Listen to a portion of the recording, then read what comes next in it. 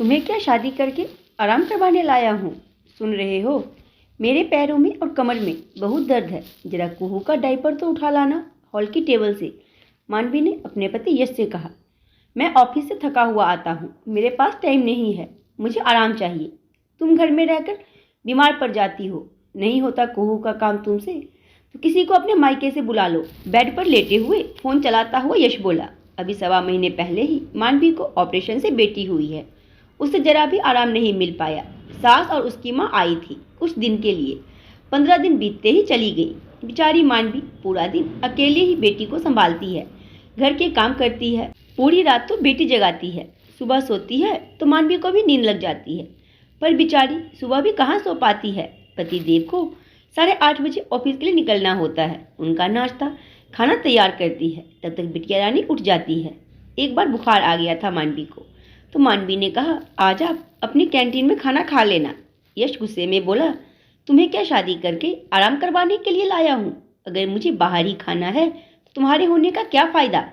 सामान पैक करो, चली जाओ अपने घर। बेचारी मानवी सिर पर कपड़ा बांधकर उठी, फिर बीच बीच में बैठते रहकर उसने खाना बनाया।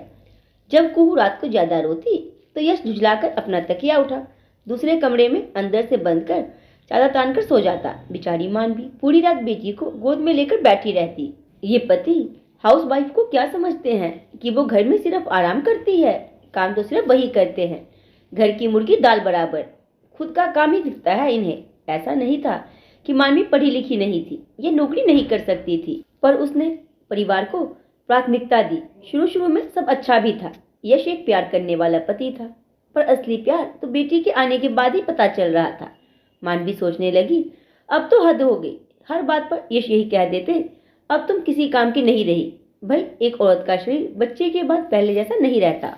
एक दिन मानवी ने गुस्से में बोल दिया था कि तुम्हें मुझसे नहीं, मेरे शरीर से प्यार है, तुम स्वार्थी आदमी हो। पता नहीं उस दिन से क्या हुआ, यश ने मानवी के पास आना ही बंद कर दिया। वो मानवी को प्यार से छूता नहीं था, बस खाना पीना खाकर दूसरे कमरे में सो जाता था। मानवी अब दिनों दिन डिप्रेशन में जा रही थी। उसे शक हो रहा था कि यश किसी और औरत के पास जा रहा है। वो खोई खोई सी रहती थी। एक दिन अचानक से बिना बताए मानवी के साथ उनके घर आ गई। दरवाजा यश ने खोला। वो माँ को देखकर घबरा गया। माँ, तुम कैसे बिना बताए अपने आप आ गई? ना हालचाल ना पैर छुए, क्या हो गया है तुझे? क्या मुझे अपने घर आने के लिए तुझसे पूछना पड़ेगा? अरे नहीं माँ, वो कभी आप अकेली ऐसे आई नहीं ना, इसीलिए पूछा। यश ने माँ के पैर छुए। तभी मानवी भी कुहू को गोद में लेकर आई। सास के पैर छूने वाली ही थी कि तभी सासू माँ ने कुहू को गोद में ले लिया। ले बहू, अब पैर छू। सभी लोग अंदर आकर सोफे पर बैठ गए। 2 महीने हो गए, तुम दोनों में से किसी ने फोन नहीं किया, तो तेरे पापा बोले कि तुम ही देख कर आओ कि सब सही तो है वहाँ। मुझे खेत का काम है, मुझे बस में बैठा दिया और मैं आ गई। ठीक है माँ, अच्छा हुआ आ गई, यश बोला। मानवी की सास मानवी को गौर से देखने में लगी थी। जब से वो आई थी, मानवी ने एक शब्द भी नहीं बोला। वो बाबड़ी सी लग रही थी, बाल पूरे उलझे हुए, जैसे कितने दिनों से कंघी ना हुई हो। बेकार सी नाइटी पहने, चेहरे पर उदासी। मानवी की सास से अपनी बहू की ऐसी हालत देखी नहीं गई। वो विश्वास ही नहीं कर पा रही थी कि ये उनकी वही बहू है जिसका गुलाबी सा दमकता हुआ चेहरा था। साड़ी से पिन तो कभी हटती ही नहीं थी, पूरे घर में अपनी पायल की छन करती थी। वो मानवी से बोली, मेरी बच्ची, तूने अपना ये क्या हाल बना लिया है? यश गुस्से में बोला, माँ, इसका ड्रामा तो चलता रहता है, कुछ नहीं करती, देखो कैसे पागलों सी रहती है, आप इस पर ध्यान मत दो। मानवी, माँ के लिए चाय तो बना दो, या ऐसे ही बैठी रहोगी? मानवी उठने ही वाली थी कि सासू माँ बोली, तू बना जाकर चाय, सुबह का नाश्ता भी तू ही बनाया कर, बिना बहू को परेशान किए अपना चाय नाश्ता करके चला जाया कर। उसे जगाने की जरूरत नहीं सुबह, जब तक कि कुहू 1 साल की नहीं हो जाती, तब तक तू बहू के साथ सभी कामों में मदद करवाएगा जब भी घर पर होगा, समझा? तो माँ, सब कुछ मुझे ही करना है, तो आप कुहू और मानवी को गाँव ही ले जाओ अपने साथ। हाँ, सही कह रहा है, तेरे साथ 7 फेरे लेकर ये हमारे लिए ही तो आई है, उसे अपने साथ ले जाओ, और तू यहाँ शहर की लड़की के साथ रंगरलियाँ करे। हरगिज नहीं, तेरे चाल चलन ठीक ना लग रहे मुझे यश। क्या माँ, आप मुझे ऐसा समझती हो? ठीक है, कर दिया करूँगा थोड़े बहुत काम, यश सक पकाता हुआ बोला। वैसे तो मैं भी कहीं ना जा रही, जल्दी यही रहूंगी, अपने लाडों की मालिश करूंगी, उसकी देखभाल करूंगी।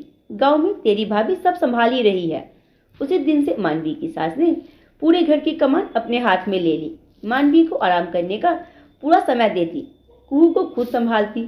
यश के स्वभाव में भी पहले से काफी बदलाव आ गया था।